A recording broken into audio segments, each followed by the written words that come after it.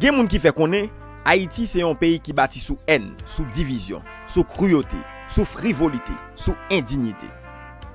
Haïtien ouais problème Haïti. Haïtien compte problème Haïti. Haïtien vivent problème Haïti. Mais Haïtien poko vle résoudre problème Haïti. De 1804 à nos jours, gen yon bon Haïtien qui toujours mette tête yo ensemble pour simayer problème dans pays. Mais nous poko ka joindre un groupe Haïtien qui mette tête yo ensemble pour résoudre problème pays. Gen yon bon Haïtien qui croit dans prêcher la haine et la violence. Cependant, Haïti besoin Haïtien qui prêcher l'amour avec réconciliation.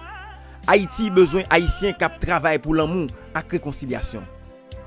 Haïti gen trop Gervilien Gervilus. Haïti besoin plus manuel. Si chaque Haïtien convertit tête en manuel, Haïti pas prend trop de temps pour li chita sous même table avec dignité, avec souveraineté. Que chaque Haïtien fait meilleur maxima culpa pour nous sauver Haïti.